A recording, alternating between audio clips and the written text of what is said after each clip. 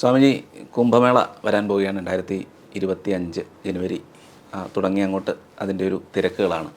അതായത് പ്രയാഗ്രാജിലാണ് കുംഭമേള. പിന്നെ നമ്മൾ മലയാളികളെ സംബന്ധിച്ചിടത്തോളം ഈ കുംഭമേള എന്ന് പറയുന്നത് നമ്മൾ പത്രങ്ങളിലൊക്കെ വായിക്കുന്നതിനപ്പുറം സാധാരണ ജനങ്ങൾക്ക് ഇതിനെക്കുറിച്ച് വലിയൊരു അറിവില്ല. കൂടുതലും അതുമായിട്ട് ബന്ധപ്പെട്ട് വരുന്ന ചില വിവാദങ്ങളും ഒക്കെയാണ് കുംഭമേള എന്ന് പറയുമ്പോൾ നാഗസന്യാസിമാരും അങ്ങനെയൊക്കെയുള്ള ചില ഫോട്ടോകളൊക്കെ വന്ന് അതിൻ്റെ പേരിലുള്ള ചർച്ചകളൊക്കെയാണ് സോഷ്യൽ മീഡിയയിൽ സാധാരണ ഉണ്ടാവുക. അതുമാത്രമല്ല, വേറൊരു കാര്യം എന്ന് വെച്ചാൽ, നമ്മളൊക്കെ ഈ ഇടയ്ക്ക് വായിക്കുമ്പോൾ കുംഭമേള പ്രയാഗ്രാജ് 12 വർഷം കൂടുമ്പോഴാണ് കുംഭമേള വരിക.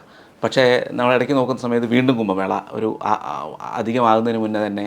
അപ്പോൾ അത്രത്തോളം 2 കുംഭമേളകളുണ്ട് എന്നുള്ളൊരു ഇത് വരുന്നുണ്ട്. അപ്പോൾ അങ്ങനെയൊക്കെ കുറേ സംശയങ്ങൾ കുംഭമേളയെ സംബന്ധിച്ചുണ്ട്.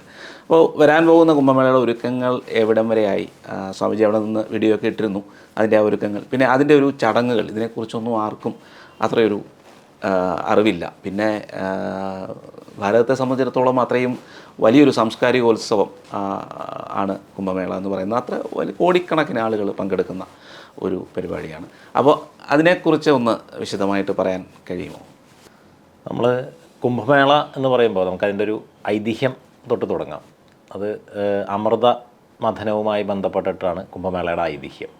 അതായത് ദേവാസുരന്മാർ ചേർന്ന് അമൃതിന് വേണ്ടി പാലാഴി കടയുകയും അങ്ങനെ അമൃതകുംഭം ഉയർന്നു വന്ന സമയത്ത് അത് കൈക്കലാക്കാൻ വേണ്ടിയിട്ട് ദേവന്മാരും അസുരന്മാരും തമ്മിൽ ഘോരമായിട്ടുള്ള യുദ്ധത്തിലേർപ്പെട്ടു. ആ യുദ്ധം നടക്കുന്ന സമയത്ത് ഈ അമൃതകുംഭം അസുരന്മാരുടെ കൈവശം പെടാതിരിക്കാൻ വേണ്ടിയിട്ട് ഇത് ഗരുഡൻ കയ്യിലേന്തുകയും ഗരുഡൻ അതുമായിട്ട് അത് പറന്ന് നടക്കുകയും ചെയ്യുക. അപ്പോൾ ഗരുഡൻ ക്ഷീണിക്കുന്ന സമയത്ത് ഇതൊന്ന് വിശ്രമിക്കാൻ വേണ്ടി സ്ഥാപിച്ച സ്ഥലങ്ങളാണ് 4 പ്രധാനപ്പെട്ട തീർത്ഥങ്ങൾ.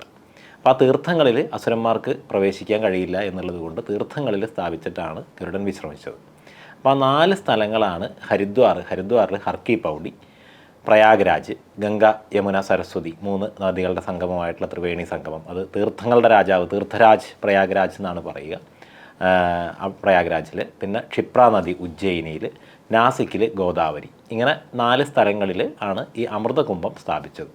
അപ്പോൾ ഈ അമൃതിൻ്റെ സാന്നിധ്യം ദേവന്മാരുടെ ഒരു ദിവസം, ദേവാസുരന്മാരുടെ ഒരു ദിവസം മനുഷ്യരുടെ ഒരു വർഷമാണ്. അപ്പോൾ ഈ യുദ്ധം നടന്നത് 12 വർഷമാണ്. അപ്പോൾ ഈ 12 വർഷം 12 ദിവസമാണ് നമ്മൾ യുദ്ധം നടന്നത്. അപ്പോൾ അത് മനുഷ്യ രീതി കണക്കാക്കുമ്പോൾ 12 വർഷമാണ്. അപ്പോൾ അങ്ങനെ 12 വർഷം കൂടുന്ന സമയത്ത് ഈ ഗരുഡൻ അമൃതകുംഭം വച്ച ആ മുഹൂർത്തം വീണ്ടും വരുമ്പോൾ ഈ തീർത്ഥങ്ങളിൽ അതിൽ നിന്ന് തെറിച്ച് വീണ തുള്ളികളുടെ അമൃതിൻ്റെ സാന്നിധ്യം വീണ്ടും ഉണ്ടാകും എന്നുള്ളതാണ് വിശ്വാസം. അപ്പോൾ അങ്ങനെ ഈ 12 വർഷം കൂടുമ്പോൾ, അതൊരു വ്യാഴം സൂര്യനെ പരിക്രമണം ചെയ്യുന്ന സമയമാണ്. വ്യാഴമാണ് ഗരുഡനെ നയിച്ചുകൊണ്ട് പോയിരുന്നത് എന്നുള്ളതാണ് എൻ്റെ ഒരു സങ്കല്പം.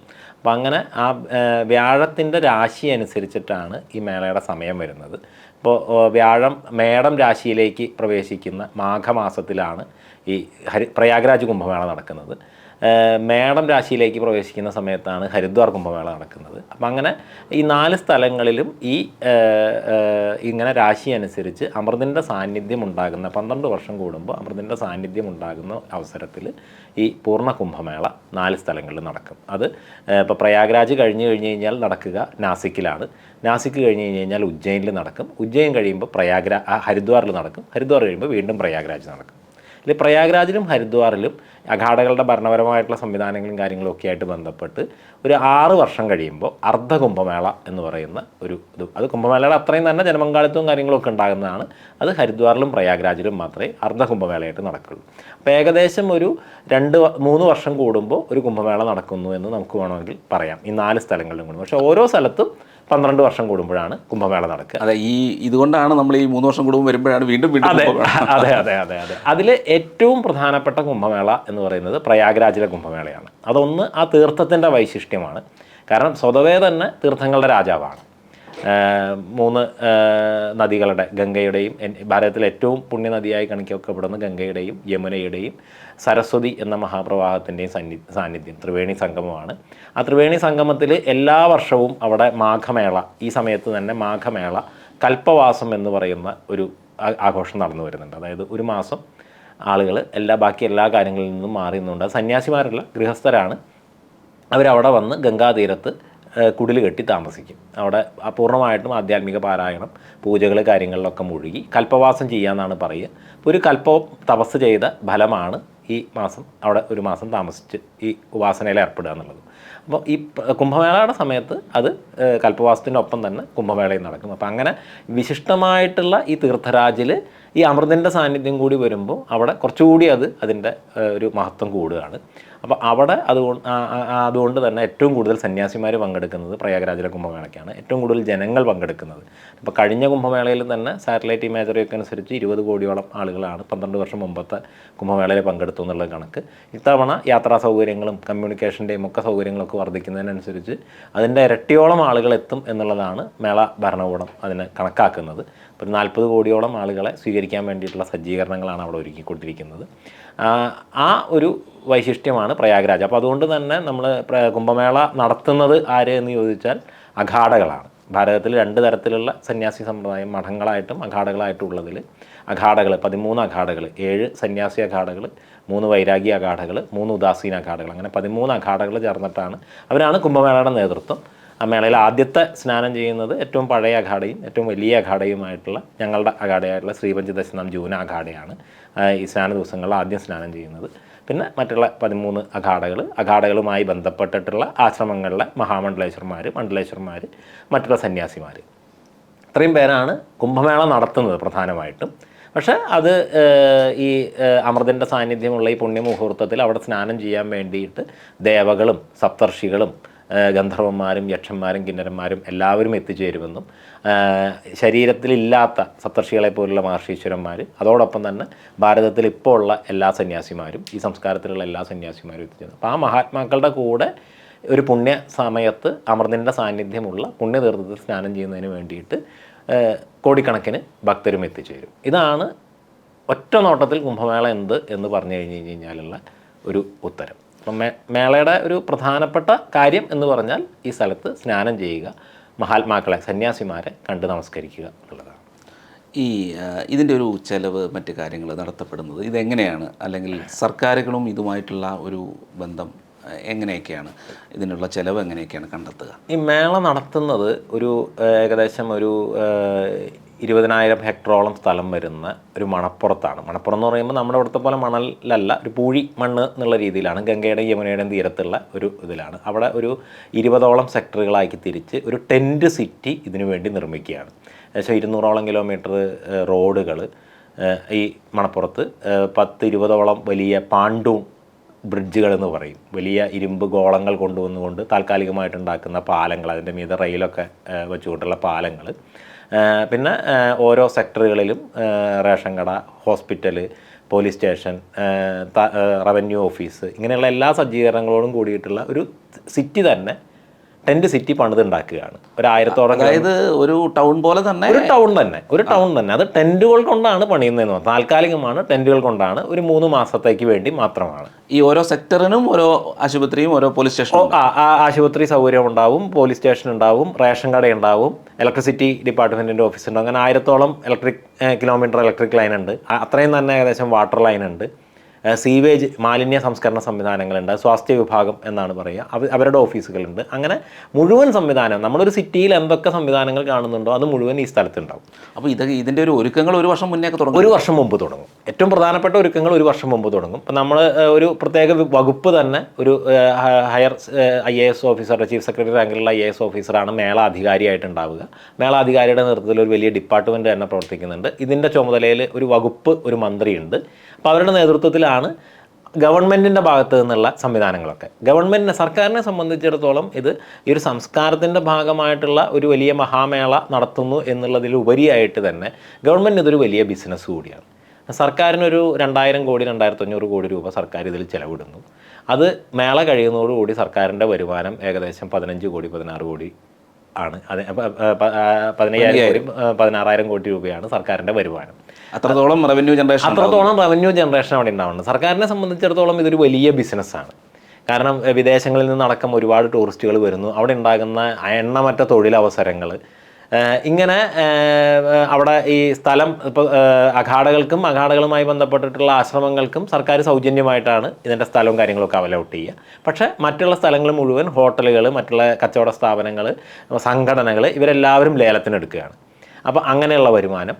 അങ്ങനെ സർക്കാരിനെ സംബന്ധിച്ചിടത്തോളം ഈ 2-3 മാസം കൊണ്ട് മാറുമ്പോൾ 2500 രൂപ കൂടി മുടക്കി ചുരുങ്ങിയ സമയത്തിനുള്ളിൽ ഇത്രയധികം ലാഭം ഉണ്ടാക്കുന്ന ഒരു ബിസിനസ്സാണ് സർക്കാരിനെ സംബന്ധിച്ചിടത്തോളം ഈ ഒരു സംഗതി. പക്ഷെ അതിലുപരിയായിട്ട് ഇപ്പോൾ സർക്കാർ അത് ഈ ഒരു സാംസ്കാരികമായിട്ടുള്ളൊരു വൈവിധ്യത്തെയും അതിൻ്റെ ഏറ്റവും ഒരു മഹനീയതയും ഒക്കെ നമ്മൾ ഉറപ്പുവരുത്തിക്കൊണ്ടുള്ള വലിയ രീതിയിൽ ഉള്ളൊരു സംവിധാനങ്ങളാണ് മേളയ്ക്ക് വേണ്ടി ഒരുക്കിക്കൊണ്ടിരിക്കുന്നത്. ഇപ്പോൾ കഴിഞ്ഞ അർദ്ധകുംഭമേളയുടെ സമയത്താണെന്നുണ്ടെങ്കിലൊക്കെ തന്നെ ഏറ്റവും വരുന്ന ഓരോരുത്തരെയും സേവ ചെയ്യുന്ന രീതിയിലാണ് അവിടെ പോലീസ് അല്ലെങ്കിൽ സർക്കാർ സംവിധാനങ്ങളൊക്കെ പ്രവർത്തിക്കുന്നത്.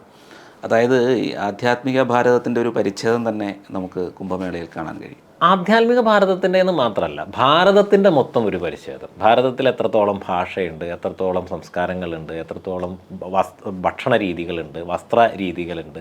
ഇങ്ങനെ ഭാരതത്തെ നമുക്കൊരു ഒറ്റ നോട്ടത്തിൽ കാണണമെങ്കിൽ കുംഭമേളയിൽ വന്നാൽ മതി. അത് പിന്നെ ആധ്യാത്മിക ഇതിലാണെന്നുണ്ടെങ്കിൽ ഭാരതത്തിലുള്ള എണ്ണമറ്റ പരമ്പരകൾ, പല പല ആചാര്യന്മാരുടെ രീതിയിൽ പല പല യോഗബന്ധമായിട്ട്, ഭക്തിബന്ധമായിട്ട്, ജ്ഞാനബന്ധമായിട്ട്, അങ്ങനെ വലിയ വലിയ രീതിയിലുള്ള പരമ്പരകളെ എല്ലാം അവിടെ നമുക്ക് കുംഭമേളയിൽ കാണാൻ കഴിയും. അപ്പം ഞാൻ മേളയുടെ ഒരു ഏറ്റവും പ്രധാനപ്പെട്ട കാര്യം എന്ന് പറയുന്നത് സ്നാനമാണ് എന്ന് പറഞ്ഞു.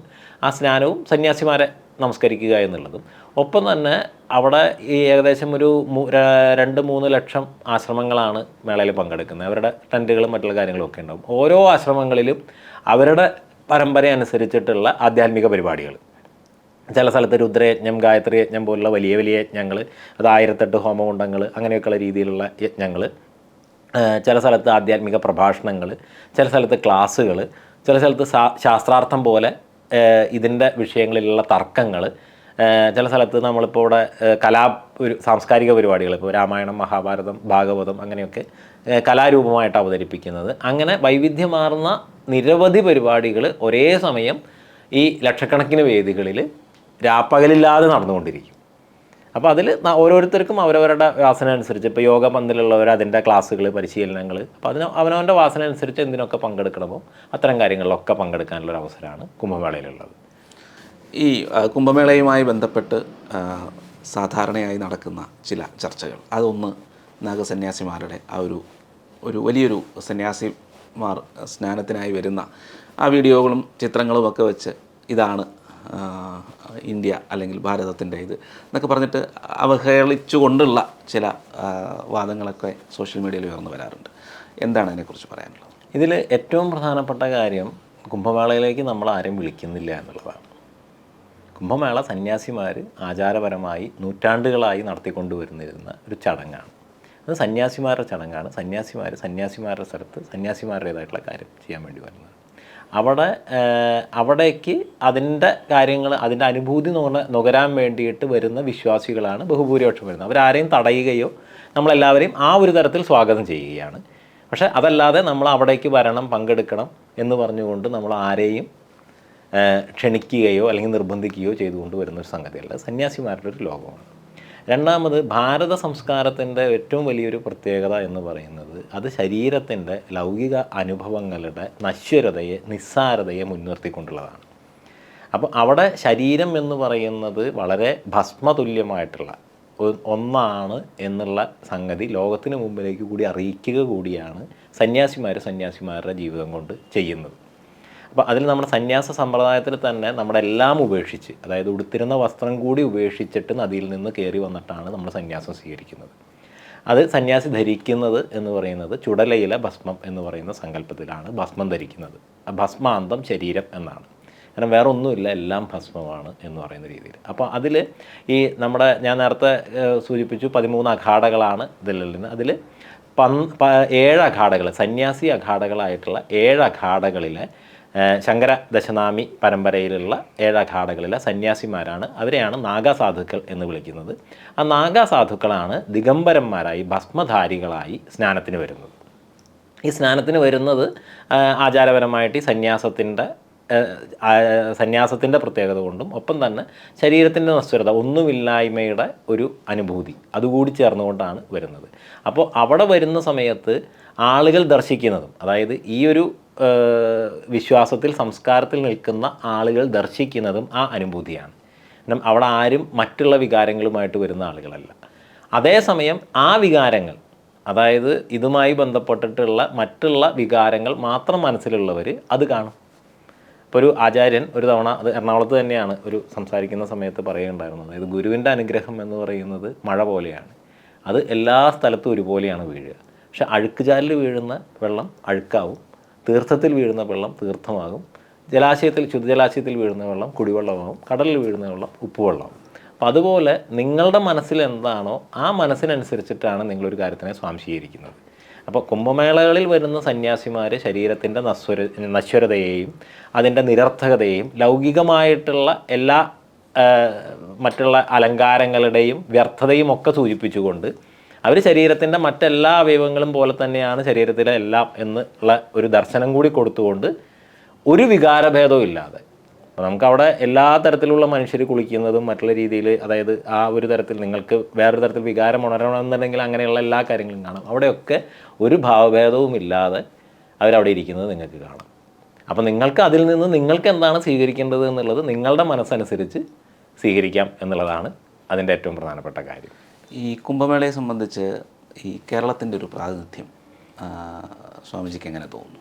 അതിൽ നമ്മൾ കേരളത്തിൻ്റെ പ്രാതിനിധ്യം കുംഭമേളയെക്കുറിച്ചിട്ട് മാത്രമല്ല, പൊതുവിൽ നമ്മളിപ്പോൾ ഭാരതത്തിൽ എവിടെ യാത്ര ചെയ്ത് കഴിഞ്ഞ് കഴിഞ്ഞാലും ശങ്കരാചാര്യരുടെ മണ്ണിൽ നിന്ന് വന്ന ഒരാൾ എന്ന് പറയുന്ന ഒരു ആദരവ് നമുക്ക് കിട്ടും ഇത്തരം കേന്ദ്രങ്ങളിലൂടെ, ആശ്രമങ്ങളിലൂടെയൊക്കെ സഞ്ചരിക്കുമ്പോൾ. പക്ഷേ കേരളത്തിൻ്റെ ഇന്നത്തെ കാലത്ത് ഇത്തരം സ്ഥലങ്ങളിലൊക്കെ ഏത് തരത്തിലുള്ള സാന്നിധ്യമാണ് ഉള്ളതെന്ന് ചോദിച്ചാൽ വളരെ മോശമാണ്. എല്ലാ ആശ്രമങ്ങളിലും എല്ലാ പരമ്പരകളിലും കേരളത്തിൽ നിന്നുള്ള ആചാര്യന്മാരുണ്ട്. ഇപ്പോൾ വിരക്തി മണ്ഡലിയിലുണ്ട്, അഖാഡകളിലുണ്ട്, മറ്റ് ആശ്രമങ്ങളിലുണ്ട്, ശങ്കരാചാര്യ ആശ്രമങ്ങളിലുണ്ട്. എല്ലാ സ്ഥലത്തും കേരളത്തിൽ നിന്നുള്ള സാധകരുടെയും ആത്മീയാന്വേഷകരുടെയും ശിഷ്യരുടെയും സന്യാസിമാരുടെയും ഒക്കെ സാന്നിധ്യമുണ്ട്. പക്ഷേ കേരളം എന്ന് പറയുന്ന ഒരു സ്ഥലത്ത് ഇപ്പോൾ കഴിഞ്ഞ ദിവസം വളരെ കേരളത്തിലെ ഒരു വലിയ ഒരു പഴയകാല സാമൂഹ്യ പ്രവർത്തനമായിട്ടുള്ള KG വേണുഗോപാൽജി, അദ്ദേഹം ഇങ്ങനെ സംസാരിക്കുന്ന സമയത്ത് പറയുമായിരുന്നു. അപ്പോൾ അദ്ദേഹം വളരെ വർഷങ്ങളായിട്ട് ഇതിനൊക്കെ വരുന്ന ആളുകളാണ്. കേരളം ഭാരതത്തിൻ്റെ ഭാഗമല്ല എന്ന് പറയുന്നൊരു തോന്നലാണ് ഇത്തരം സ്ഥലങ്ങളിലൊക്കെ വന്നു കഴിഞ്ഞാൽ ഉണ്ടാവുകയെന്ന്. കാരണം അവിടെ കേരളം എന്നുള്ള രീതിയിലുള്ള ഒരു പങ്കാളിത്തമില്ല, കേരളത്തിലെ ആശ്രമങ്ങളുടെ ആ ഒരു തരത്തിലുള്ള പാർട്ടിസിപ്പേഷൻ ഇല്ല, അഖാഡകളുമായിട്ടോ മറ്റുള്ള കാര്യങ്ങളുമായിട്ടോ ഒന്നുള്ള ബന്ധങ്ങളില്ല. അപ്പോൾ അങ്ങനെ കുറച്ച് പേര് ഇതറിഞ്ഞ് അതിന് താല്പര്യമുള്ള ആളുകൾ വരുന്നു, അവരവിടെ അവരുടെ ബന്ധങ്ങൾ ഉപയോഗിച്ച് പല സ്ഥലങ്ങളിൽ നിൽക്കുന്നു, പോകുന്നു എന്നുള്ളതാണ്. പക്ഷേ ഇപ്പോൾ നമ്മൾ അതിനൊരു മാറ്റം വരുത്താൻ വേണ്ടിയിട്ടുള്ളൊരു പരിശ്രമത്തിലാണ്. ഈ കുംഭമേളയിൽ നമ്മൾ കേരളത്തിൽ നിന്നുള്ള ഒരു പ്രാതിനിധ്യം എന്നുള്ള നിലയിൽ ഒരു പ്രത്യേക ടെൻറ്റ് സൗകര്യങ്ങളും കാര്യങ്ങളും ഒക്കെ യാത്രികർക്ക് കൂടി വരുത്താൻ വേണ്ടിയിട്ടുള്ളൊരു ആലോചനകൾ നടക്കുന്നുണ്ട്. അതൊരു ഡിസംബർ പകുതി കഴിഞ്ഞാലാണ് അതിൻ്റെ കൺഫർമേഷനൊക്കെ ആവുള്ളൂ. കാരണം മേള അധികാരിയിൽ നിന്നാണ് നമുക്ക് സ്ഥലത്തിൻ്റെ അലോട്ട്മെൻറ്റൊക്കെ വരേണ്ടത്. അപ്പോൾ അത് നമുക്ക് ഒരു ഡിസംബർ പകുതി കഴിയുമ്പോഴേക്കും ആ അലോട്ട്മെൻറ്റ് വരും. അങ്ങനെ വന്നു കഴിഞ്ഞ് കഴിഞ്ഞാൽ നമ്മളവിടെ കേരളത്തിൽ നിന്ന് വരുന്ന ആളുകളെ കേന്ദ്രീകരിപ്പിച്ചുകൊണ്ട് അവിടെ താമസ സൗകര്യവും ഭക്ഷണ സൗകര്യവും പിന്നെ ഒരുമിച്ച് സന്യാസിമാരുടെ കൂടെ സ്നാനത്തിന് പോകാനും മറ്റുള്ള സൗകര്യങ്ങളും കാര്യങ്ങളുമൊക്കെ ഏർപ്പെടുത്തുന്നതിനും, പിന്നെ മേളയുടെ ഒരു പ്രധാനപ്പെട്ട കാര്യം, നേരത്തെ സ്നാനം എന്ന് പറയുന്നത് പോലെ മേളയിൽ വന്ന് എന്ത് ചെയ്യണം എന്ന് ചോദിച്ചു കഴിഞ്ഞ് കഴിഞ്ഞാൽ അത് സന്യാസിമാർക്ക് ഭിക്ഷ ചെയ്യണം എന്നുള്ളതാണ്. അപ്പോൾ ഓരോ സ്നാനം കഴിഞ്ഞ് വരുമ്പോൾ, സ്നാന ദിവസങ്ങളിലാണ് പ്രധാനമായിട്ടും, ഉത്തരഭാരതത്തിലൊക്കെ വ്യക്തികളായിട്ടാണെങ്കിലും വലിയ കൂട്ടായ്മകളായിട്ടാണെങ്കിലും എല്ലാവരും വലിയ രീതിയിൽ സന്യാസിമാർക്ക് ഭണ്ഡാര നടത്തുക എന്ന് പറയും. ഭക്ഷണവും വസ്ത്രവും ദക്ഷിണയും ഒക്കെ അടക്കമുള്ള ഭിക്ഷ കൊടുത്തുകൊണ്ടിരിക്കും. അപ്പോൾ നമ്മൾ ഇത്തവണ കേരളത്തിൻ്റെ ഭാഗമായിട്ടും ഈ രീതിയിൽ ഒരു വലിയ രീതിയിലുള്ളൊരു ഭണ്ഡാര അവിടെ കേരളത്തിൽ നിന്നുള്ള എത്രത്തോളം ആളുകൾക്ക് താല്പര്യമുണ്ടോ അവരെല്ലാവരെയും ചേർത്തുകൊണ്ട് നമ്മളൊരു വലിയ ഭണ്ഡാര സന്യാസിമാർക്ക് ഭിക്ഷ നൽകുന്നതിന് വേണ്ടിയിട്ട് ആലോചിക്കുന്നുണ്ട്. അപ്പോൾ നേരിട്ട് വരുന്നവർ നേരിട്ട് പങ്കെടുക്കുന്ന രീതിയിലും, അല്ലെങ്കിൽ ഇവിടെ നിന്ന രീതിയിൽ അതിനൊരു കോൺട്രിബ്യൂട്ട് ചെയ്യുന്ന ആളുകൾ എന്ന് പറയുന്ന ആ കോൺട്രിബ്യൂഷനും എല്ലാം ചേർത്തുകൊണ്ടാണ് നമ്മളതിനെക്കുറിച്ച് ചെയ്യാൻ ഉദ്ദേശിക്കുന്നത്. ഏകദേശം ഒരു സ്നാനം കഴിഞ്ഞ് വരുന്ന നാഗസന്യാസിമാർക്ക് കേരളത്തിലെ മലയാളികളുടെ ഭാഗമായിട്ടുള്ള ഒരു ഭണ്ഡാര എന്നുള്ള നിലയ്ക്ക് ആ ഒരു കാര്യം നമ്മൾ ചെയ്യാൻ ഉദ്ദേശിക്കുന്നുണ്ട്. ഈ കുംഭമേളയുടെ ഒരു അതിൻ്റെ ഒരു എന്താ പറയുക ടൈം ലൈൻ, അതായത് എന്തൊക്കെയാണ്, എങ്ങനെയൊക്കെയാണ്, എപ്പോഴാണ് തീരുന്നത്, അതിൻ്റെ തുടക്കം എങ്ങനെയാണ്, ആ ഒരു ചടങ്ങുകളുടെ എത്ര നാൾ നീണ്ടു നിൽക്കും? മേള തുടങ്ങുന്നത് ജനുവരി 10-നാണ്, പൗഷമാസത്തിലെ ഏകാദശിക്കാണ് തുടങ്ങുന്നത്. അത് ജനുവരി 13-ന് പൗർണമിക്ക് ആദ്യത്തെ സ്നാനം. അത് കഴിഞ്ഞ് മകരസംക്രാന്തിക്കാണ് ഏറ്റവും പ്രധാനപ്പെട്ട സ്നാനം, ഷഹി സ്നാൻ എന്ന് പറയുന്ന രാജകീയ സ്നാനങ്ങൾ തുടങ്ങുന്നത്. അപ്പോൾ ജനുവരി 14-ന്, അത് തൊട്ട് ഫെബ്രുവരി 26-നാണ് അവസാനത്തെ സ്നാനം, ശിവരാത്രി ദിവസം. അപ്പോൾ ഈ ഒരു സമയം ജനുവരി 10 തൊട്ട് ഫെബ്രുവരി 26 വരെയാണ് മേളയുടെ ഒരു കാലയളവ്. അപ്പോൾ അതിൽ എല്ലാ പൗർണമികളും, ഇപ്പോൾ മകരസംക്രാന്തി കഴിഞ്ഞ് കഴിഞ്ഞാൽ മൗനി അമാവാസി, അത് ഏറ്റവും വിശേഷപ്പെട്ട ഒരു സ്നാന ദിവസമാണ്. സന്യാസിമാരുടെ ഒരു ഏറ്റവും പ്രധാനപ്പെട്ട ദിവസമാണ്. അത് കഴിഞ്ഞ് കഴിഞ്ഞാൽ വസന്ത പഞ്ചമി, അത് കഴിഞ്ഞാൽ മാഘപൗർണമി, ശിവരാത്രി. ഇത്രയാണ് പ്രധാനപ്പെട്ട സ്നാന ദിവസങ്ങൾ. അതല്ലാതെ ഈ സമയമെല്ലാം സ്നാനത്തിന് വിശിഷ്ടമായത് തന്നെ. ഈ ദിവസങ്ങളിൽ സന്യാസിമാർ വലിയ ഘോഷയാത്രയായി പോയി കുളിക്കും. അന്നത്തെ ദിവസം അതിഭീകരമായ തിരക്കുമായിരിക്കും. കാരണം ഇതൊരു കാഴ്ച കൂടിയാണ് എന്നുള്ളത് കൊണ്ട് എല്ലാ സന്യാസിമാരും എല്ലാവരും എത്തുന്നുള്ളത് കൊണ്ട് അവരെ ദർശിക്കാനും ഒക്കെ ആയിട്ട് ഭയങ്കര തിരക്കായിരിക്കും. ഏകദേശം 4-5 കോടി ആളുകൾ അവിടെ എത്തും. അന്ന് വരുന്ന ആളുകൾക്കൊക്കെ അന്ന് മേള നഗരിയിലേക്ക് പ്രവേശിക്കാൻ തന്നെ ബുദ്ധിമുട്ടായിരിക്കും. ഇപ്പോൾ നമ്മൾ പലപ്പോഴും പറയാറുള്ളത് ഷഹീസ്നാന ദിവസം അവിടെ നിൽക്കാൻ ഉദ്ദേശിച്ച് വരികയാണെങ്കിൽ അതിൻ്റെ തലേന്ന് രാവിലെയെങ്കിലും അവിടെ എത്താവുന്ന രീതിയിലേക്ക് വരണം. പിറ്റേ ദിവസമോ അതിൻ്റെ പിറ്റേ ദിവസമേ അവിടെ നിന്ന് പുറത്തേക്ക് കിടക്കാൻ തന്നെ പറ്റുള്ളൂ. മേള നഗരിയിൽ നിന്ന് പുറത്തേക്ക് കിടക്കാൻ അത്രയും തിരക്കായിരിക്കും. അപ്പോൾ വരുമ്പോൾ പലരും പല സമയത്താണ് വരണമെന്നുണ്ടെങ്കിലും പോകുമ്പോൾ എല്ലാവരും കൂട്ടത്തോടു കൂടി പോകാനുള്ളൊരു തിരക്കായിരിക്കും. അപ്പോൾ അതുകൊണ്ട് പുറത്തേക്ക് കിടക്കൽ കൂടുതൽ ബുദ്ധിമുട്ടാണ്. ഒരു ദിവസമെങ്കിലും കഴിഞ്ഞിട്ട് അന്നത്തെ ദിവസവും പിറ്റേ ദിവസം കൂടി കഴിഞ്ഞിട്ടേ പുറത്തേക്ക് കിടക്കുന്നതിനെക്കുറിച്ച് ചിന്തിക്കാൻ പറ്റുള്ളൂ. വലിയ ബ്ലോക്കും കാര്യങ്ങളൊക്കെ ഉണ്ടാവും. അപ്പോൾ ആ ഒരു രീതിയിൽ അതല്ലാത്ത ദിവസങ്ങളിൽ സാമാന്യമായിട്ട് ഈ ക്രൗഡിനെ മുഴുവൻ മാനേജ് ചെയ്യാവുന്ന സംവിധാനം അവിടെയുണ്ട്. അപ്പോൾ ഇതാണ് മേളയുടെ ഒരു കാലം. പക്ഷേ ശരിക്കും അതിന് മുമ്പ് തന്നെ, അതായത് ഇപ്പോൾ ഈ നവംബർ മാസത്തിലാണ് നമ്മളുടെ കാലഭൈരവാഷ്ടമിക്കാണ് നമ്മുടെ ധ്വജ ആരോഹണം നടന്നത്. അപ്പോൾ അതിന് മുമ്പ് ഭൂമി പൂജ, ആ നഗരിയിലെ മേള നടക്കുന്ന നഗരിയിലെ ദേവതകൾക്ക് പൂജ, തീർത്ഥ പൂജ. അപ്പം ഇത്രയും കാര്യങ്ങൾ കഴിഞ്ഞ്, അതായത് ദേവത അവിടെ വേണിമാധവാണ് ഏറ്റവും പ്രധാനപ്പെട്ട പ്രയാഗ്രാജിൻ്റെ ദേവത. വേണിമാധവിന് പൂജ, ഗംഗാ യമുന സരസ്വതി നദീപൂജ, അത് കഴിഞ്ഞ് ഭൂമി പൂജ കഴിഞ്ഞ് കാലാഷ്ടമിയുടെ ദിവസം നമ്മൾ ധർമ്മധ്വജം ഉയർത്തും. ആ ധർമ്മധ്വജമാണ് കുംഭമേളയുടെ അടയാളം. ശരിക്ക് അത് അഖാഡകളിൽ ഉയർത്തുന്നതാണ്. അഖാഡകളുടെ മുഴുവൻ പ്രതാപത്തിൻ്റെയും പാരമ്പര്യത്തിൻ്റെയും വിശ്വാസത്തിൻ്റെയും ഒക്കെ പ്രതീകമാണ് ഈ ധർമ്മധ്വജം. ആ ധർമ്മധ്വജത്തെ കേന്ദ്രീകരിച്ചുകൊണ്ടാണ് അഖാഡ മുഴുവൻ സ്ഥിതി ചെയ്യുക. അപ്പോൾ നമ്മളുടെ അഖാഡയിൽ 52 മഠികളാണുള്ളത്. അപ്പോൾ ആ 52 മഠികളെ പ്രതികരിച്ചുകൊണ്ട് 52 അടി രീതി നീട്ടമുള്ള ധ്വജമാണ് അവിടെ ഉയർന്നിരിക്കുന്നത്. ഇത് കഴിഞ്ഞാൽ ഈ ദത്താത്രേയ ജയന്തിക്ക്, അതായത് ജൂന അഖാഡയുടെ ദേവത ദത്താത്രേയനാണ്. അപ്പം നമ്മൾ സാധാരണഗതിയിൽ അഖാഡകളിലെ സാധുക്കൾ മുഴുവൻ ആ ദേവതയുടെ ശിഷ്യന്മാരായിട്ടാണ് പറയുക. അപ്പോൾ ദത്താത്രേയ ജയന്തിക്ക് നമ്മൾ വലിയ പേഷ്വായിയായി വലിയ ഘോഷയാത്രയായി നഗരം മുഴുവൻ പ്രദക്ഷിണം ചെയ്ത് നമ്മൾ കുംഭമേള നഗരിയിലേക്ക് പ്രവേശിക്കും. മേളാപ്രവേശം എന്ന് പറയും. അതിനുശേഷം നമ്മൾ അവിടുത്തെ ടെൻറ്റുകളിലും കാര്യങ്ങളിലൊക്കെയാണ് മേള കഴിയുന്നത് വരെ താമസിക്കുക. അപ്പോൾ ഇത്രയും കാര്യങ്ങൾ ഇതിന് മുമ്പുണ്ട്. അതായത് ഭൂമി പൂജ, ദേവതാ പൂജ, തീർത്ഥപൂജ, ധ്വജാരോഹണം, നഗരിപ്രവേശം, പേഷ്വായി. ഇത്രയും കാര്യങ്ങൾ കഴിഞ്ഞിട്ടാണ് ജനുവരി 10-ന് ആദ്യത്തെ ഒരു സ്നാനം ചെയ്തുകൊണ്ട് മേള തുടങ്ങുന്നത്. ഈ നമ്മൾ ഈ കേരളത്തിൽ നിന്ന് വരുന്നവരുടെ ഒരു എങ്ങനെയാണ് അവർക്ക് വരാൻ കഴിയും? ട്രെയിൻ തന്നെയാണെങ്കിലും അങ്ങനെ ഒരു സൗകര്യങ്ങളും കാര്യങ്ങളൊക്കെ എങ്ങനെയായിരിക്കും? അതിൻ്റെ ഒരു സൗകര്യപ്രദമായ, അതായത് സ്നാനത്തിന് നല്ല തിരക്കായിരിക്കും എന്ന് പറഞ്ഞു, കൂടുതൽ വരാൻ പറ്റുന്ന ദിവസങ്ങൾ ഏതൊക്കെയായിരിക്കും? ഈ ഞാൻ നേരത്തെ പറഞ്ഞ ഷഹീസ്നാന ദിവസങ്ങൾ ഒഴിച്ചു വന്നാൽ, ഷഹീസ്നാനത്തിന് വന്നു കഴിഞ്ഞ് കഴിഞ്ഞാൽ ഇപ്പം ത്രിവേണി സംഗമത്തിൽ സ്നാനം ചെയ്യാൻ പറ്റില്ല. കാരണം അത് സന്യാസിമാർ മാത്രം സ്നാനം ചെയ്യുന്ന ഒരു ദിവസമാണ്. മറ്റുള്ള അതിന് ഒരു 100ഓളം കടവുകൾ സ്നാനത്തിന് വേണ്ടി പൊതുജനങ്ങൾക്ക് വേണ്ടി അന്ന് തയ്യാറാക്കിയിട്ടുണ്ടാവും. അതിന് വലിയ ക്യൂകൾ ഉണ്ടാവും. തലേദിവസം രാത്രി തൊട്ട് ആ ക്യൂകൾ സ്റ്റാർട്ട് ചെയ്യും. അതിൽ നിന്ന് അന്നത്തെ ദിവസം സ്നാനം ചെയ്ത് പോരാം. പക്ഷേ തലേദിവസം രാവിലെയെങ്കിലും എത്താനും അവിടെ നിന്ന് ഒരു ദിവസം കൂടി കഴിഞ്ഞിട്ടേ പുറത്തേക്ക് പോകാനും പറ്റുള്ളൂ എന്ന് ശ്രദ്ധിക്കണം. പിന്നെ മേള നഗരിയിൽ അങ്ങനെ യാത്ര ചെയ്യാനൊക്കെ, കാരണം ഒരു 20-30 കിലോമീറ്റർ വിസ്തീർണത്തിലാണ് ഈ മേള നഗരി. അവിടെ മുഴുവൻ നടക്കുക തന്നെ അന്നത്തെ ദിവസം മാർഗ്ഗം ഉണ്ടാവുള്ളൂ. അതാണ് ഷഹീസ്നാൻ്റെ ദിവസം വന്നാലുള്ളൊരു ബുദ്ധിമുട്ട്. അതുകൊണ്ട് വേറെ തടസ്സങ്ങളൊന്നുമില്ല, വരാം, കുളിക്കാം, പോകാം. മറ്റുള്ള ദിവസങ്ങളിൽ ഏത് ദിവസമാണെങ്കിലും നമുക്ക് അവിടെ ബാറ്ററി ഓട്ടോകൾ അങ്ങനെയുള്ള കാര്യങ്ങളൊക്കെ യാത്ര ചെയ്യാനും കാര്യങ്ങളൊക്കെ സൗകര്യമാണ്. ഈ ക്രൗഡ് ഫീൽ ചെയ്യാത്ത രീതിയിൽ വിസ്താരമുണ്ട് ഈ സ്ഥലത്തിന് മുഴുവൻ എല്ലാം ചേർന്നിട്ട്. അപ്പോൾ ആ ദിവസങ്ങളിൽ ഏത് ദിവസം വന്നു കഴിഞ്ഞ് കഴിഞ്ഞാലും സുഗമമായിട്ട് നമുക്ക് മേള അനുഭവിച്ചും പല ടെൻറ്റുകളിലും കാര്യങ്ങളിലൊക്കെ പോയി അവിടുത്തെ പരിപാടികളിൽ പങ്കെടുത്തുമൊക്കെ പോവാം. ഇവിടെ നിന്ന് കേരളത്തിൽ നിന്നാണെങ്കിൽ ട്രെയിൻ മാർഗ്ഗമാണെങ്കിൽ എല്ലാ ശനിയാഴ്ച വൈകിട്ടും എറണാകുളം പാറ്റ്ന എക്സ്പ്രസ് ഉണ്ട്. ആ പാറ്റ്ന എക്സ്പ്രസ് നേരെ പ്രയാഗ്രാജിൽ സ്റ്റോപ്പുള്ളതാണ്. ചൊവ്വാഴ്ച പുലർച്ചെ പ്രയാഗ്രാജിലെത്തും. തിരിച്ചു പോരുന്നത് പ്രയാഗ്രാജിൽ നിന്ന് നേരിട്ട് ടിക്കറ്റ് എടുക്കാതിരിക്കുകയാണ് ബുദ്ധി. കാരണം അത്രയും തിരക്കുള്ളത് കൊണ്ട് നമ്മൾ ബുക്ക് ചെയ്ത സീറ്റൊന്നും ചിലപ്പോൾ നമുക്ക് കിട്ടിക്കൊള്ളണമെന്നില്ല. അപ്പോൾ തൊട്ടടുത്ത് ഝാൻസി സ്റ്റേഷൻ, അവിടെ നിന്നൊരു 300 കിലോമീറ്ററോളം അപ്പുറത്തൊരു ഝാൻസി സ്റ്റേഷനുണ്ട്. ആ ഝാൻസി സ്റ്റേഷനിൽ നിന്ന് തിരിച്ചുള്ള കേരള, മംഗള തുടങ്ങി ഡൽഹിയിൽ നിന്നുള്ള ട്രെയിനുകളൊക്കെ ഉണ്ടാവും. അതിൽ ബുക്ക് ചെയ്തിട്ട് അവിടെ നിന്ന് വരികയായിരിക്കും നല്ലത്.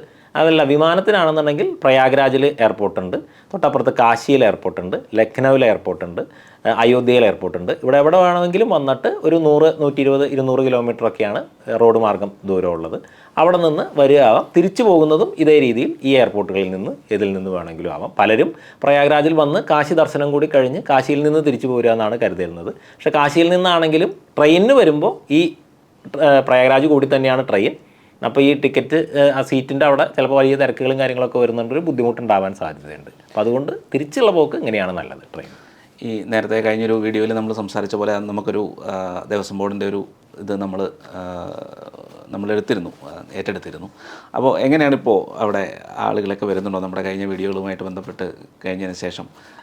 നല്ല രീതിയിൽ ആളുകൾ വരുന്നുണ്ട്. ഇപ്പോൾ പലരും അത് ഫേസ്ബുക്കിൽ അതിനെക്കുറിച്ചൊക്കെ ഷെയർ ചെയ്യുന്നുണ്ട്. ഇപ്പോൾ കേരളത്തിൻ്റെ എല്ലാ ഭാഗങ്ങളിൽ നിന്നുള്ള ആളുകൾ അവിടെ പല സമയങ്ങളിലായിട്ട് വന്നുകൊണ്ടിരിക്കുന്നുണ്ട്. ചെറിയ ഗ്രൂപ്പായിട്ടുള്ള ആളുകൾ വരുന്നുണ്ട്.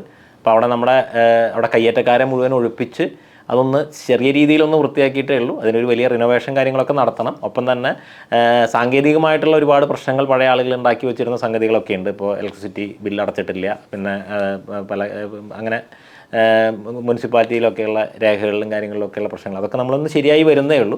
അപ്പോൾ അതൊരു 5-6 മാസം കൊണ്ടൊക്കെ വരും പൂർണ്ണമായും ശരിയായി വരാൻ വേണ്ടിയിട്ട്. പക്ഷേ ആളുകൾ താമസിക്കുന്നുണ്ട്, വരുന്നുണ്ട്. വളരെ അവരെ സംബന്ധിച്ചിടത്തോളം, അങ്ങനെ തീർത്ഥാടകരെ സംബന്ധിച്ചിടത്തോളം അവർക്ക് വളരെയേറെ ഒരു സുഖകരമായിട്ടുള്ളൊരു അവസ്ഥ അവിടെ ഉണ്ടാകുന്നുണ്ടെന്നാണ് നമുക്ക് ഫീൽ ചെയ്തിട്ടുള്ളത്. ഈ വരുന്നവർ നേരത്തെ മുൻകൂട്ടി പറയേണ്ട ഒരു സാഹചര്യത്തിലേക്കാണ് ഇനിയിപ്പോൾ അങ്ങോട്ട് പോകുന്നതെന്ന് സാർ? അതെ, അതായത് നമുക്ക് എപ്പോഴും സൗകര്യം, വളരെ ചുരുങ്ങിയ സ്ഥലമേ ഉള്ളൂ. അതായത് ഒരു 3 മുറി ആണ് അവിടെ സൗകര്യമായിട്ടുള്ളത്, 2 ഡോർമെട്രി. അപ്പോൾ അതുകൊണ്ട് നമുക്ക് യാത്ര ആലോചിക്കുമ്പോഴേ വിളിച്ച് പറഞ്ഞ് അതിൻ്റെ ഒരു സൗകര്യം ഉറപ്പ് വരുത്തിയിട്ട് വന്നു കഴിഞ്ഞ് കഴിഞ്ഞാൽ അവിടെയും സൗകര്യമായിരിക്കും, വരുന്ന ആളുകൾക്ക് സൗകര്യമായിരിക്കും. കാരണം കാശി പലപ്പോഴും ക്ലൈമറ്റും കാര്യങ്ങളൊക്കെ ബുദ്ധിമുട്ടുള്ള സ്ഥലമാണ്. അപ്പോൾ അവിടെ ഉണ്ടാകുമെന്ന് പ്രതീക്ഷിച്ച് അവിടെ വന്ന് അവിടെ കുറച്ചധികം ആൾക്കാരുണ്ട്, അവിടെ തങ്ങാൻ പറ്റാത്തൊരു സാഹചര്യം വന്നു കഴിഞ്ഞ് കഴിഞ്ഞാലുള്ള ബുദ്ധിമുട്ടിനേക്കാൾ അത് വരുന്ന ഒരാൾക്കത് സൗകര്യം കൊടുക്കാൻ പറ്റിയില്ല എന്നുള്ളത് നമുക്കൊരു പ്രയാസമാണ്. അപ്പോൾ അതുപോലെ ആ ഒരു സംഗതിയേക്കാൾ ഇവിടെ നിന്ന് നമ്മൾ യാത്ര ഉദ്ദേശിക്കുമ്പോൾ തന്നെ അതൊന്ന് വിളിച്ച് പറഞ്ഞ് അതിനകത്ത് വരികയായിരിക്കും ഏറ്റവും നല്ലൊരു കാര്യം. ഈ തിരുവിതാംകൂർ ദേവസ്വം ബോർഡിൻ്റെ എന്തെങ്കിലും ആയോ അതിൻ്റെ ഒരു? തിരുവിതാംകൂർ ദേവസ്വം ബോർഡിൻ്റെ അവിടെ ഞാൻ കഴിഞ്ഞ വീഡിയോയിൽ തന്നെ സംസാരിച്ചിരുന്നല്ലോ. അവിടെ ഇപ്പോൾ ഒരു നോഡൽ ഓഫീസറായിട്ട് കോടതി വച്ചിട്ടുള്ള സുബ്രഹ്മണി എന്ന് പറയുന്ന അദ്ദേഹം അതിൻ്റെ ഈ കയ്യേറ്റങ്ങൾ ഒഴിപ്പിക്കുന്നതിന് വേണ്ടിയിട്ടുള്ള കേസിൻ്റെ ശ്രമങ്ങളും കാര്യങ്ങളൊക്കെ നടത്തിക്കൊണ്ടിരിക്കുന്നുണ്ട്. അപ്പോൾ അത് ഇനിയൊരു 2 ആളുകൾ കൂടി ഒഴിയാനുള്ളൂ. അപ്പോൾ അതുകൂടി ഒഴിയുന്നതോട് കൂടിയിട്ട് അത് ഭംഗിയാവണമെന്നാണ് നമ്മൾ പ്രതീക്ഷിക്കുന്നത്. മറ്റൊരു കാര്യം, അവിടെയുള്ള പഴയ ഒരു കെട്ടിടം, ആ കെട്ടിടത്തിന് ഒരു ആർക്കിയോളജിക്കൽ വാല്യൂ ഉണ്ട്. അത് നിലനിർത്തിക്കൊണ്ട് അതിനെ റിനോവേറ്റ് ചെയ്യാനാണ് ശ്രമിക്കേണ്ടത്. പലപ്പോഴും ഇപ്പോഴത്തെ ഒരു ദേവസ്വം ബോർഡിൻ്റെ രീതി, ഇപ്പോൾ കൊച്ചി സത്രത്തിൽ സംഭവിച്ചത് അതാണ്. ആ പഴയ കെട്ടിടം മുഴുവൻ ഇടിച്ച് തകർത്ത് കളഞ്ഞ് ഒരു സത്യത്തിൽ യാതൊരു തരത്തിലുള്ള സൗകര്യങ്ങളും ഉപയോഗപ്രദമാകാത്ത രീതിയിലുള്ളൊരു കെട്ടിടം ഉണ്ടാക്കി വെച്ചു എന്നുള്ളതാണ്. അപ്പം അങ്ങനെയല്ലാതെ അതിൻ്റെ ഒരു വാല്യൂ മനസ്സിലാക്കിക്കൊണ്ടുള്ളൊരു കാര്യമാണ് അവിടെ ചെയ്യേണ്ടത്. ഇപ്പോൾ നമ്മളും തിരുവിതാംകൂർ ദേവസ്വം ബോർഡുമായിട്ട് നമുക്ക് പറ്റാവുന്ന രീതിയിലൊക്കെ വേണ്ട കാര്യങ്ങൾ ചെയ്തു കൊടുക്കാം എന്നുള്ള രീതിയിൽ നമ്മൾ സംസാരിക്കാൻ ഉദ്ദേശിക്കുന്നുണ്ട്, ഇതിൻ്റെ ഒരു കാര്യങ്ങളൊക്കെ ഭംഗിയായതിന് ശേഷം. പിന്നെ കുംഭമേളയ്ക്ക് തന്നെ ഞാൻ നേരത്തെ പറഞ്ഞതുപോലെ കുംഭമേളയ്ക്ക് വരുന്ന പല ആളുകളും കാശിയിൽ വന്നിട്ടായിരിക്കും ചിലപ്പോൾ തിരിച്ച് പോകാൻ, അല്ലെങ്കിൽ കാശിയിൽ വന്നിറങ്ങി പ്രയാഗ്രാജിലേക്ക് വരാനാണ്. അപ്പോൾ അവർക്കും ഈ കാശിയിലെ സത്രത്തിൽ താമസിക്കാനും, പിന്നെ നമ്മളിത്തവണ ഞാൻ നേരത്തെ പറഞ്ഞല്ലോ, അതായത് നമ്മളൊരു സമഷ്ടി ഭണ്ഡാര പ്രയാഗിൽ ചെയ്യാൻ ഉദ്ദേശിക്കുന്നുണ്ട്. അതായത് കുംഭമേള കഴിഞ്ഞ് കുംഭമേളയിലെ നാഗസാധുക്കൾക്ക് കേരളത്തിലെ ആളുകളുടെ ഭാഗമായിട്ടുള്ളൊരു ഭിക്ഷ ചെയ്യാൻ ഉദ്ദേശിക്കുന്നുണ്ട്. അപ്പോൾ ആ ഭിക്ഷ ചെയ്യുന്നതിൽ നമ്മളുമായിട്ട് ബന്ധപ്പെടുന്ന ആളുകൾക്ക് നമ്മൾ മേളയുടെ നമ്മളിപ്പോൾ ഒരു ക്ഷേത്രത്തിലേക്ക് പോകുന്നു, ക്ഷേത്രത്തിലെ ഏറ്റവും പ്രധാനപ്പെട്ട ഒരു വഴിപാട് ചെയ്യാമെന്ന് പറയും. അതുപോലെ കുംഭമേളയിലെ ഏറ്റവും പ്രധാനപ്പെട്ട ഒരു സമർപ്പണമാണ് സാധുക്കൾക്ക് ഭിക്ഷ കൊടുക്കുക എന്നുള്ളത്. അപ്പം അങ്ങനെ ഭിക്ഷ കൊടുക്കുന്ന ആളുകൾക്ക് മേളയുടെ പ്രസാദം എന്ന് പറഞ്ഞു കഴിഞ്ഞ് കഴിഞ്ഞാൽ എന്താണെന്ന് ചോദിച്ചു കഴിഞ്ഞ് കഴിഞ്ഞാൽ ഏറ്റവും പ്രധാനം ഈ അമൃതിൻ്റെ സാന്നിധ്യം ഉണ്ട് എന്നുള്ള മുഹൂർത്തത്തിലുള്ള തീർത്ഥം.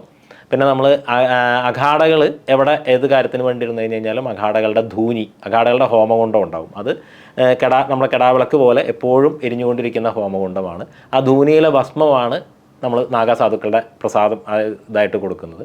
അപ്പോൾ ആ ധൂനിയിലെ ഭസ്മവും ഈ തീർത്ഥവും, പിന്നെ അവിടെ സ്നാനം ചെയ്യുന്ന മുഹൂർത്തത്തിൽ സന്യാസിമാർ സ്നാനം ചെയ്യുന്നതോടൊപ്പം തന്നെ സ്നാനം ചെയ്ത് ഒരു രുദ്രാക്ഷവും ചേർന്നിട്ടുള്ള പ്രസാദവും ഈ ആളുകൾക്ക് എത്തിച്ചു കൊടുക്കുന്ന രീതിയിൽ കേരളത്തിലുള്ള ഒരാളുകളെ കുംഭമേളയുടെ ഭാഗമാക്കുക, ആ ഒരു ആധ്യാത്മിക അനുഭൂതിയുടെ ഭാഗമാക്കുക എന്നുള്ള രീതിയിലുള്ളൊരു കാര്യമാണ് നമ്മൾ ആലോചിച്ചിരിക്കുന്നത്. എന്തായാലും കുംഭമേളയുമായി ബന്ധപ്പെട്ട് ഞങ്ങൾക്ക് എല്ലാവർക്കും ഒക്കെ പങ്കെടുക്കാൻ ആഗ്രഹമുണ്ട്. എന്തായാലും വരാൻ കഴിയുമെന്ന് പ്രതീക്ഷിക്കുന്നു. സ്വാമിജി അവിടെ വെച്ച് കാണാമെന്നും കരുതുന്നു. തീർച്ചയായിട്ടും നമ്മളതിനൊരു നമ്മളെ കുറച്ച് സഹായിക്കുന്ന വളണ്ടിയർമാരായിട്ട് കുറച്ച് പേര് ഇപ്പോൾ സഹായിക്കുന്നുണ്ട്. അപ്പോൾ അതിന് വേണ്ടിയിട്ട് നമ്മളവിടെ ആളുകൾ വിളിച്ചാലോ, അപ്പോൾ മേളയുടെ ഒരു സമയത്ത് നമ്മളും നല്ല തിരക്കിലായിരിക്കും, അപ്പോൾ വിളിച്ചാലോ മറ്റുള്ള കാര്യങ്ങൾക്കൊക്കെ വേണ്ടിയിട്ട് അസോസിയേറ്റ് ചെയ്യാൻ വേണ്ടിയിട്ട് നമ്മളൊരു ഫോൺ നമ്പറും മറ്റുള്ള സൗകര്യങ്ങളൊക്കെ തയ്യാറാക്കിയിട്ടുണ്ട്. അതിപ്പോൾ നമുക്ക് ഈ വീഡിയോൻ്റെ ഭാഗമായിട്ട് അത് കൊടുക്കുകയും ചെയ്യാമെന്ന് തോന്നുന്നു. ഡിസ്ക്രിപ്ഷനിൽ അത് കൊടുക്കുകയും ചെയ്യാമെന്ന് തോന്നുന്നു. അപ്പോൾ അതിനകത്തേക്ക് വിളിക്കുകയും ബന്ധപ്പെടുകയൊക്കെ ചെയ്ത് കഴിഞ്ഞ് കഴിഞ്ഞാൽ കുംഭമേളയിൽ പങ്കെടുക്കാൻ വരാനും, പിന്നെ അവിടെ ഈ സന്യാസിമാർക്ക് ഭിക്ഷ കൊടുക്കുന്നതിൽ ഏതെങ്കിലും തരത്തിൽ പാർട്ടിസിപ്പേറ്റ് ചെയ്യാൻ താല്പര്യമുള്ള ആൾക്ക് അങ്ങനെ എല്ലാ കാര്യങ്ങൾക്കും വേണ്ടിയിട്ട് നമ്മളൊരു സംവിധാനമാണ് ഇത്തവണ ഒരുക്കുന്നത്.